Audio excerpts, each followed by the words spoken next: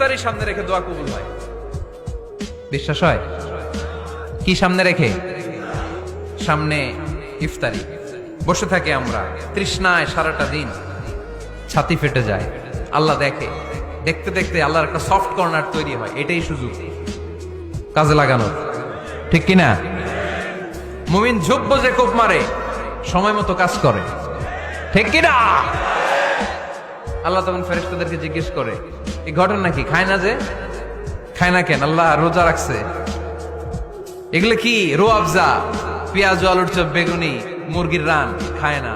খায় না কেন? ওরা যে ক্ষুধার্ত। আল্লাহ আপনার ভয়ে। তাই কি চায়? আল্লাহ আপনার কাছে ক্ষমা চায়।